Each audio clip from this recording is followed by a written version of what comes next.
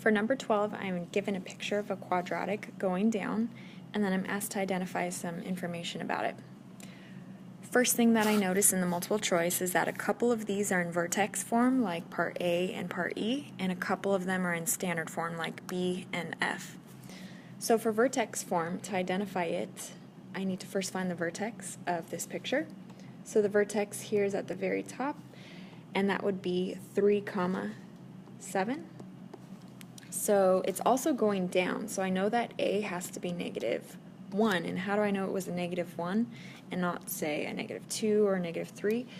I looked at the graph and I noticed that it went to the right 1, down 1, to the right 2, down 4 from the vertex, and therefore its apparent function just shifted. So if I look at part A and part E, because both of those are in vertex form, I know that in order to convert, I have to take the first coordinate, which is positive, and flip the sign when I throw it in to the inside parentheses. So the back number stays the same. So answer E has that exact conversion. So 3 changed to -3, 7 stayed the same, and the front number is negative because it's going down. So therefore A is out. And then to decide whether it could be answer B or F, I would take that answer, which is -x minus 3 squared plus 7, and convert this to standard form by multiplying. So order of operations, I need to do exponents first, so I need to multiply x minus 3 times x minus 3.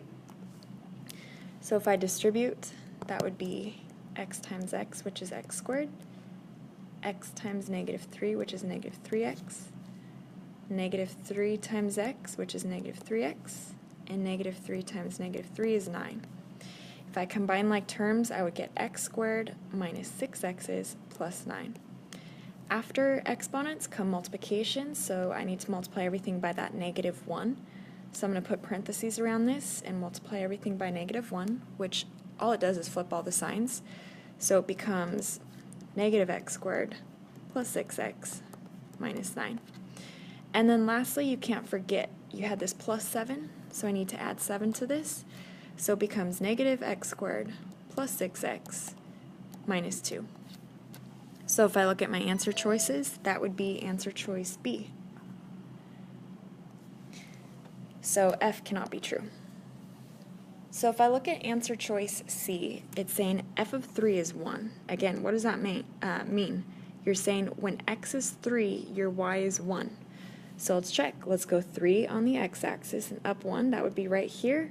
It doesn't hit the parabola, so that's false. And then my range.